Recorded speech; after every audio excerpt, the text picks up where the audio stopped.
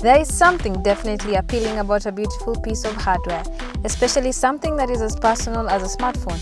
Beautiful phones are hard to come by, but once in a while one comes through your way and you can't help but take notice. For me recently, the Infinix Hottest was that phone. First of all, the packaging is nothing extraordinary. In fact, it is very plain and reminded me of the Infinix Hot series packaging. But despite sharing the same name, this device is nothing like those in the Hot series.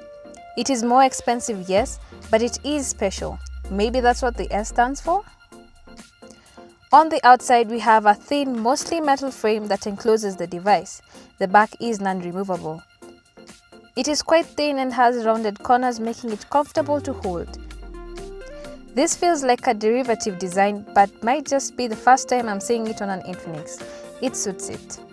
The symmetry translates to the top, where we have the rear camera, a dual LED flash setup, and a circular fingerprint scanner. This in fact looks so much better than that on the Infinix Note 3. The buttons on the side are satisfyingly clicky. The good moments end there, unfortunately. My dual SIM microSD card tray seems a little flimsy, and yet again we have capacitive buttons that are not backlit. I honestly give up here.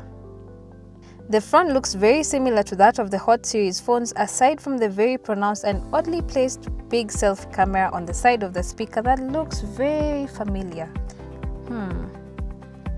And did I mention how slippery it is? Aside from that, this is a beautiful device. It looks good, and more importantly, it feels very comfortable to hold. Kudos Infinix.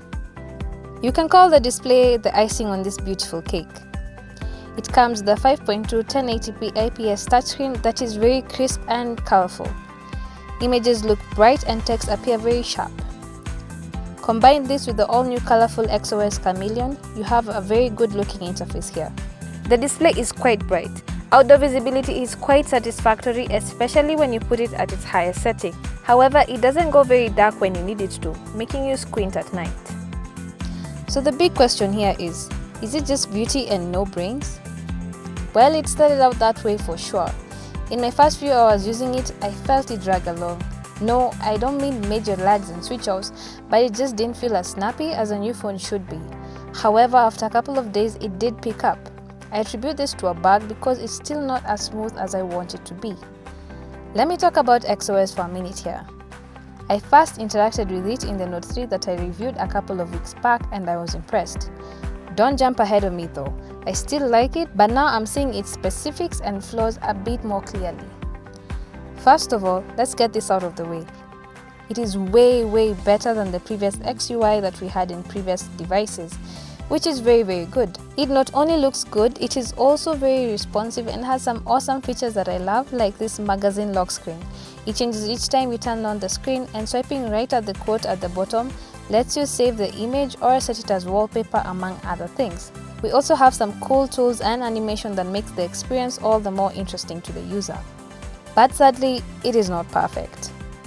Apps that you download later on that come with circular or not entirely square icons get this very obvious square underlay to them. There is also the issue of not being able to remove apps from the home screen. Why? Trying to remove them prompts me to uninstall them, which is not what I want to do. Basically, there will be a moment in time whereby all the apps will be on the home screen and I'll have no choice but to arrange them in folders, which is too much work for me. Unless I'm missing a setting somewhere, please do tell me that I can change this. This can get very disorganized and redundant because the app drawer still exists. We have a fingerprint scanner here that is quite speedy and almost always accurate. I love the idea of having this in all phones. You can set it to do multiple functions other than just unlock the device. You can scroll through pictures in the gallery, take photos, and answer calls. Let's get back to that deja vu moment I highlighted above. It's to do with the front-facing 8-megapixel camera. Remember this? It has a distinct look of the front shooter of the Tecno C9 I had a while back. It also has a soft focus flash to light up dark moment selfies.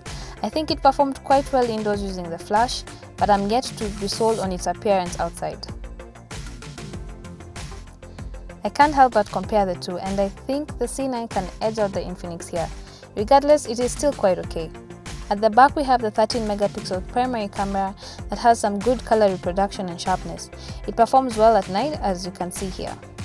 Then there are the other things like the battery of the Hot S and the speaker that are quite average.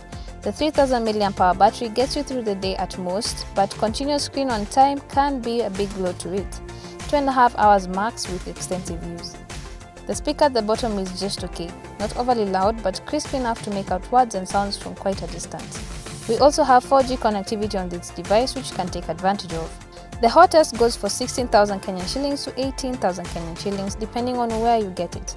Unlike other Infinix devices, it is not available on Jumia and you'll have to go to Safaricom or other Infinix outlets to get your hands on one. So, is it worth it? Yes. I liked my time using this device. It felt good to use and definitely something different from Infinix. The only challenger in its caliber has to be the Infinix Note 3, which is slightly cheaper. Infinix continues to bring something new and exciting to the market without charging an arm and a leg. They keep showing that with each device that they release. What will be next? That's it from me this time, and please don't forget to subscribe as more reviews are on the way. As always, keep it Techweez. Bye!